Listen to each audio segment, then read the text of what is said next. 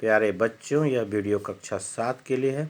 संस्कृत कल्प पाठ्य पुस्तक के वीडियो के इस भाग में आज हम लोग पाठ के अंतिम भाग में पेज नंबर 130 और 131 जिसमें कि शब्दरूप दिया हुआ है, शब्दरूप में संज्ञा शब्दरूप के बारे में जानेंगे, जिसमें से अकारांत और आकारांत यह दो शब्दरूप 5वीं कक्षा से आप पढ़ते आ रहे हैं। यह रिपीटेड है, जिसमें यहाँ पर दो शब्दरूप दिए गए हैं।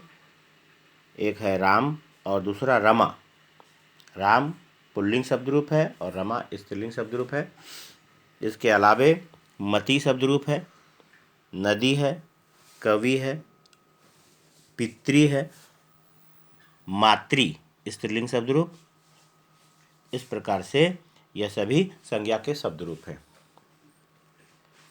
तो जो शब्दरूप होता है, जैसा कि जानते हैं, कारक को संस्कृत में विभक्ति के नाम से जानते हैं, इसलिए उसे विभक्ति के नाम से ही लिखा जाता है। प्रथमा, द्वितीया, तृतीया, चतुर्थी, पंचमी, षष्ठी, सप्तमी। और संबोधन, संज्ञा शब्दों में संबोधन भी होता है, क्योंकि उन शब्दों के लिए हे भो अरे का प्रयोग किया जाता है, इसलिए संबोधन। और इस प्रकार से बनी तालिका को शब्दरूप कहते हैं। राम शब्दरूप है रामः, रामौ, रामाः, रामम, रामौ, रामान, रामेण। क्योंकि यहाँ पर ना होके ण होगा, क्योंकि र है, री र स होने पर न के स्थान पर ण का प्रयोग किया जाता है, इसलिए रामेण, रामाभ्याम, रामैः।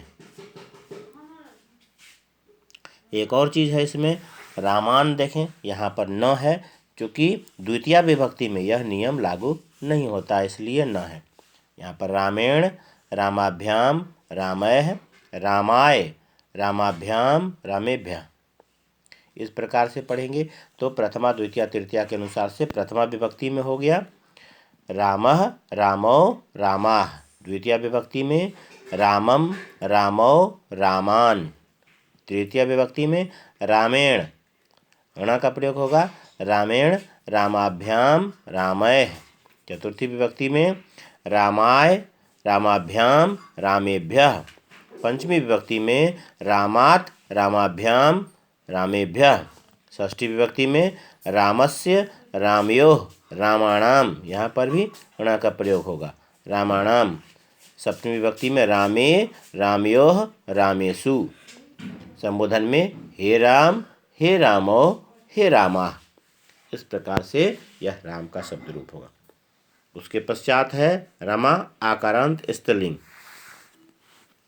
रमा, रमे, रमाः, रमाम, रमे, रमाः, रमया, रमाभ्याम, रमाभिः। तृतीय विभक्ति में हो जाता है।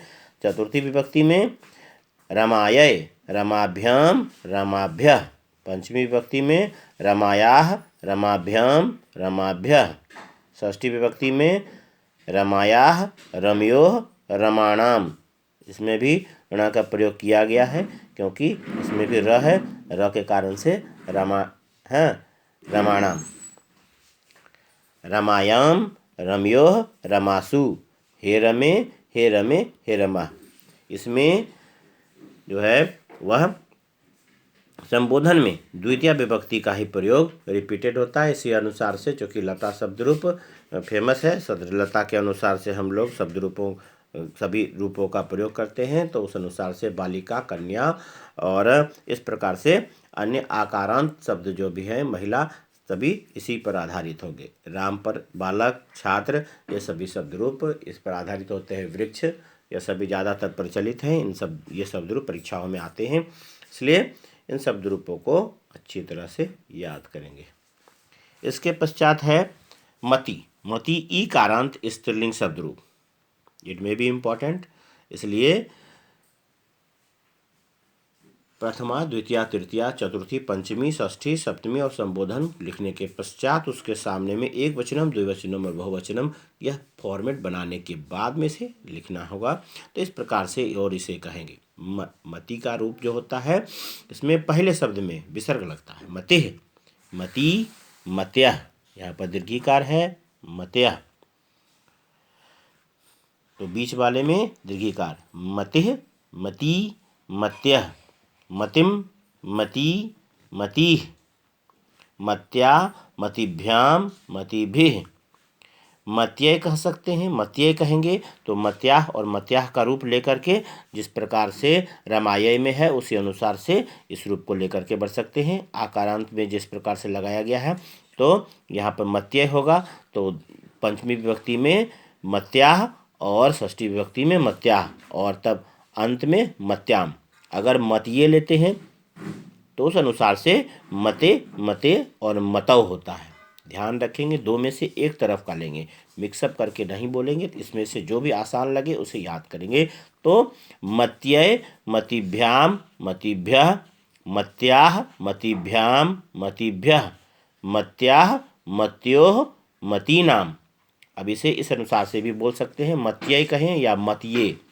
मतिये मतिभ्याम मतिभ्यः मतेः मतिभ्याम मतिभ्यः मतेः मत्योः मतीनाम मतौ मत्योः मतीसु। हे मते हे मती हे मत्यः। मती में ज़्यादा जोर बल देने पर इसका उच्चारण होता है मती, हे मती हे मत्यः। इसके बाद है दीर्घिकारांत स्त्रीलिंग। नदी का रूप ज़्यादातर प्रचलित है इसलिए नदी का रूप दिया गया है। तो इसमें नदी नद्यौ द्वया संयुक्त है नद्यौ नदी नद्यौ नद्यः नदीम नद्यौ नदीः नद्या नदीभ्याम नदीभिः नद्यै नदीभ्याम नदीभ्यः नद्याः नदीभ्याम नदीभ्यः नद्याः नद्योः नदीनाम नद्याम नद्योः नदीसु। हे नदी हे नद्यो हे नद्यः। हे नदी में हर्षिकार, हे नदी हे नद्यो हे नद्यः। इसके बाद कवि शब्द रूप है। ईकारांत पुल्लिंग कविः कवि कव्यः। मति के तरह ही कवि होता है, इसमें भी दीर्घिकार है। तो कविः कवि कव्यः कविम कवि कवीन। शब्द में अंतर है, उसमें मतिः था, इसमें कवीन आता है। तो यह पुल्लिंग में थोड़ा बहुत चेंजिंग इसमें है। तो कविम कवि कवीन कविना कविभ्याम कविभिः कविये इसके बाद से लगभग बराबर है। इसमें यहाँ पर कविना है, उसमें मत्या है, तो तृतीया विभक्ति में इसमें ना का प्रयोग किया जाता है। तो कविना कविभ्याम कविभिः कविये कविभ्याम कविभ्यः कवेः कविभ्याम कविभ्यः कवेः कव्योः कवीनाम कवौ कव्योः कविषु हे कवे हे कवि हे कव्यः। तो कवि में ज़्यादा बल देने पर, दीर्घिकार में ज़्यादा बल पड़ता है। इस प्रकार से बोलकर पढ़कर इसे याद करना है। इसके पश्चात पितृ ऋकारांत पुल्लिंग, यह आपके पाठ्यक्रम में आता है। ऋकारांत पुल्लिंग और ऋकारांत स्त्रीलिंग यह आपके पाठ्यक्रम का भाग है, महत्वपूर्ण है। ईकारांत हर्ष ईकारांत दीर्घ ईकारांत हर्ष ईकारांत पुल्लिंग हर्ष ईकारांत स्त्रीलिंग दीर्घिकारांत पुल्लिंग स्त्रीलिंग और ऋकारांत पुल्लिंग और ऋकारांत स्त्रीलिंग भी। इसमें ऋकारांत पुल्लिंग में पिता का शब्द रूप दिया हुआ है।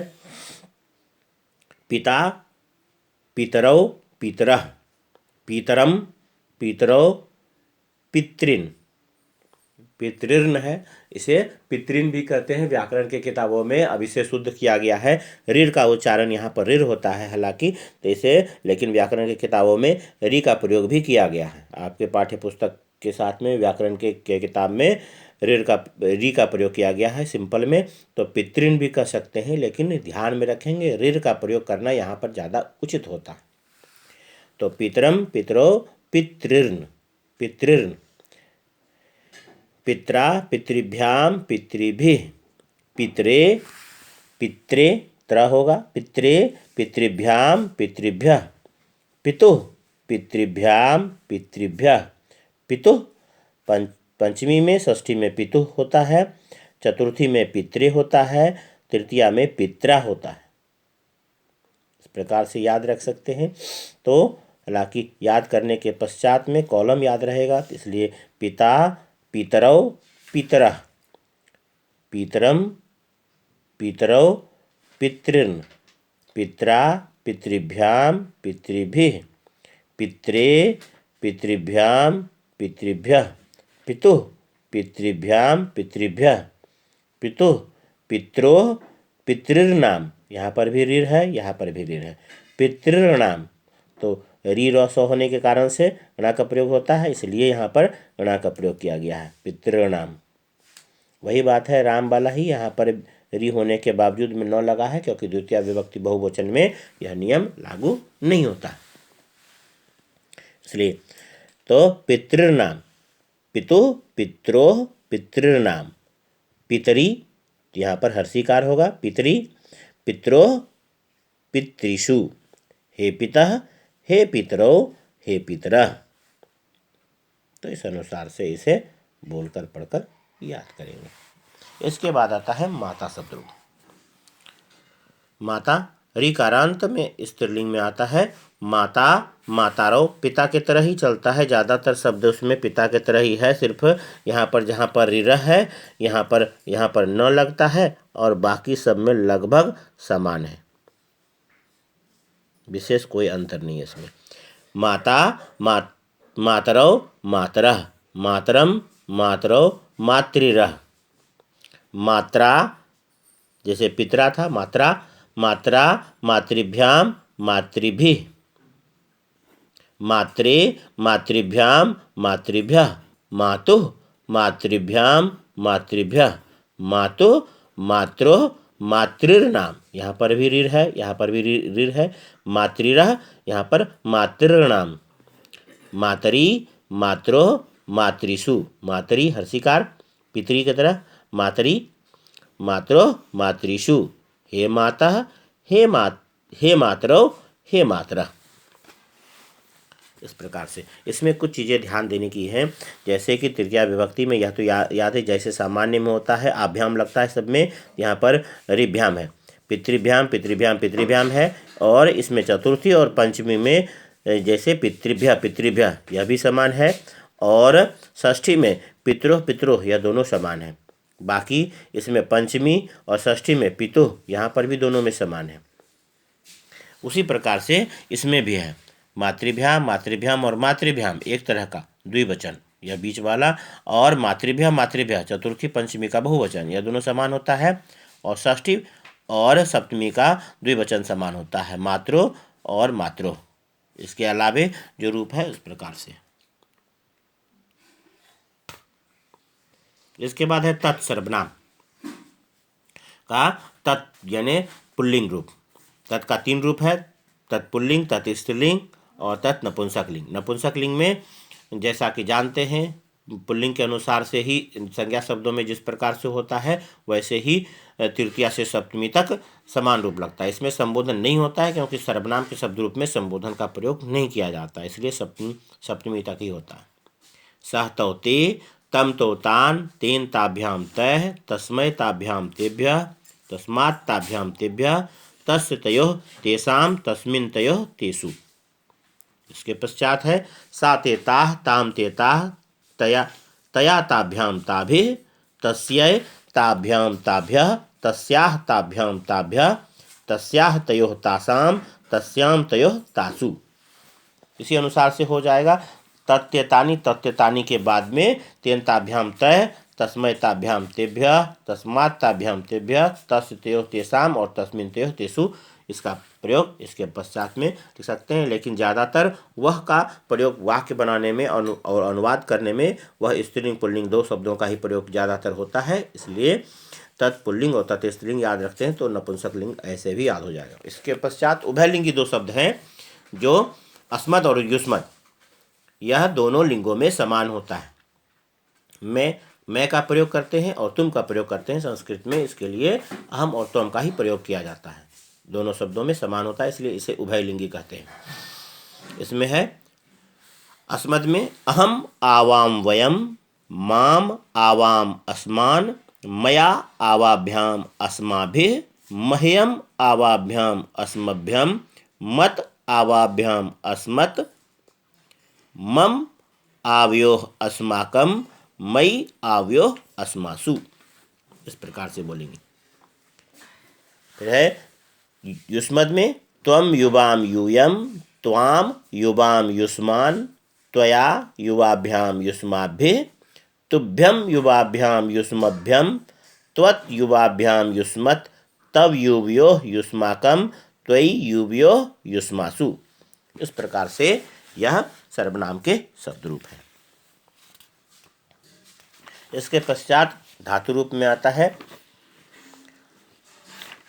तो धातु रूप में कुछ इसमें से जो भी आपके पाठ्यक्रम में है वह 5 प्रमुख लकार जो है वह है लट लकार, लंग लकार, दृढ़ लकार, लोट लकार और विधिलिंग।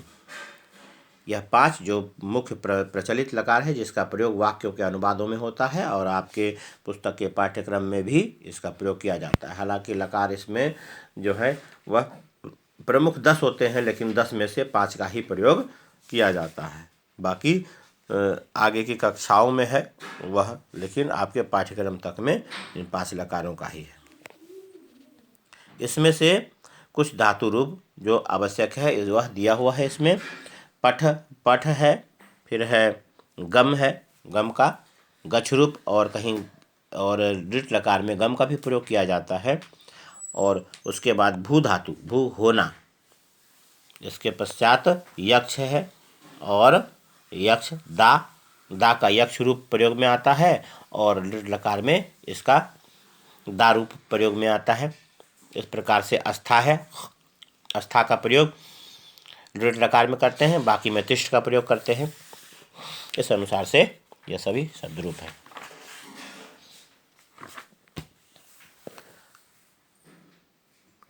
तो शब्द रूप के भाग के इस वीडियो में इतना ही।